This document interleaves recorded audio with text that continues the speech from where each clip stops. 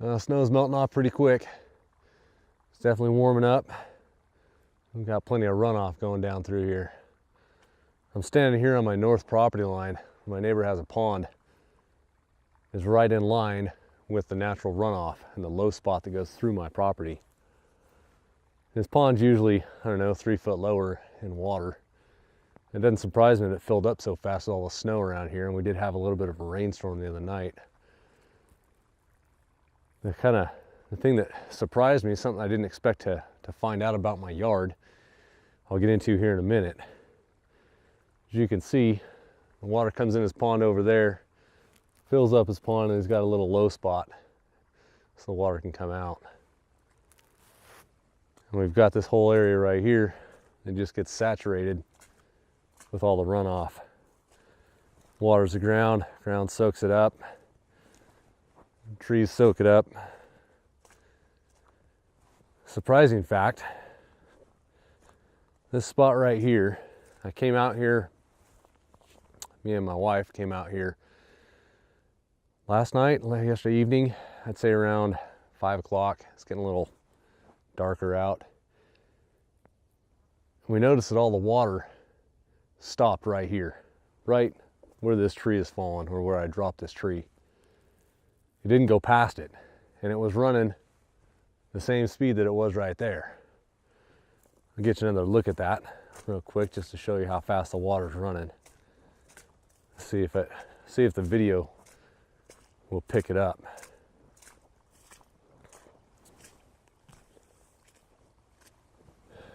All that water, you can see it trickling down and running through.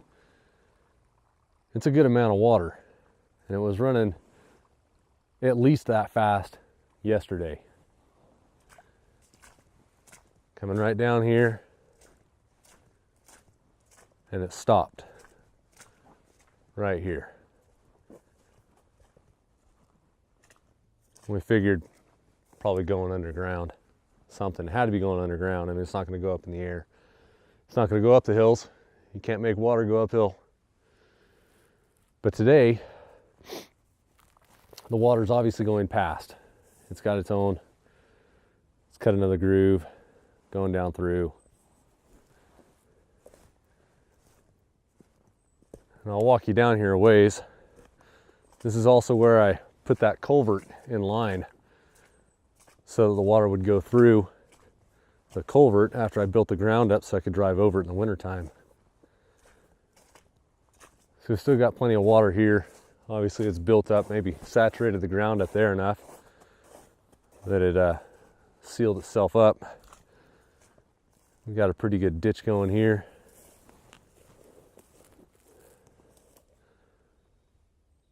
Water's still running pretty good.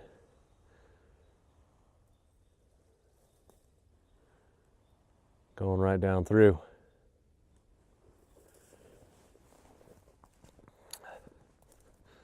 Still a lot of water at this point. See if I can get around here.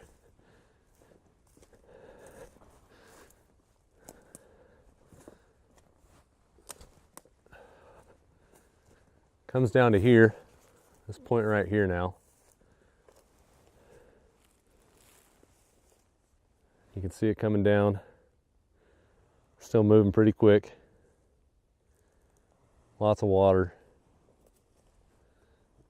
And it slows down.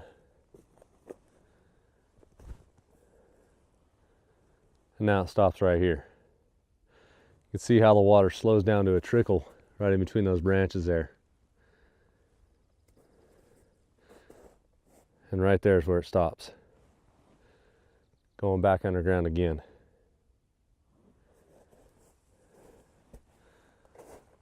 Now we're not to my culvert yet.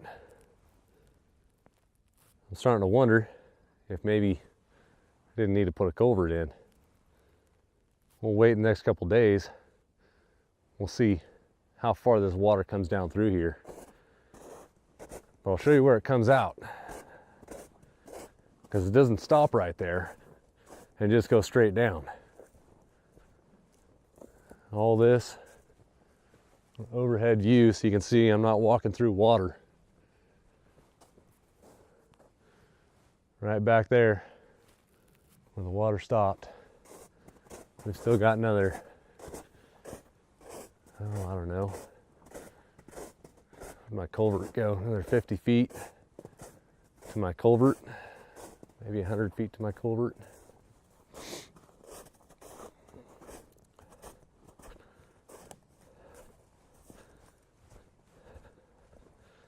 And as you walk this direction, the hillsides on either side of me mellow out. They're not as steep. They're not forcing a lot of water down this way.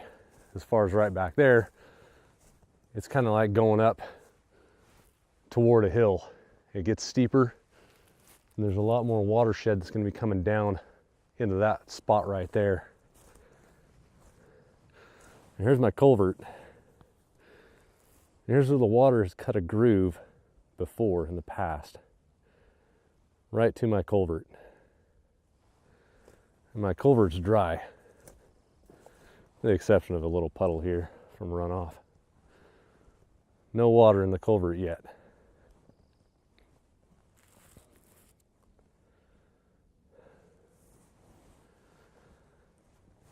So we'll keep walking. Another maybe 50 yards. Still walking downhill at a slight angle.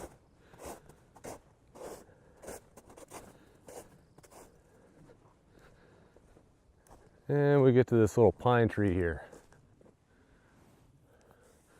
This little pine tree here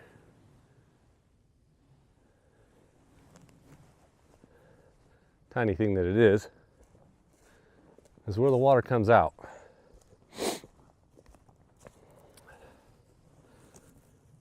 You can see, hopefully see the little rut that the water's made in the past coming right around this pine tree. And there's where the water starts.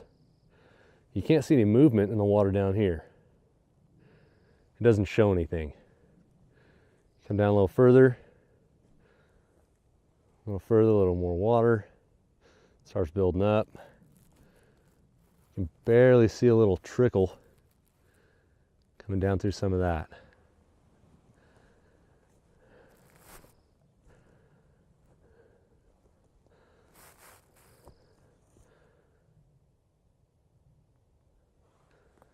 Now you get down here,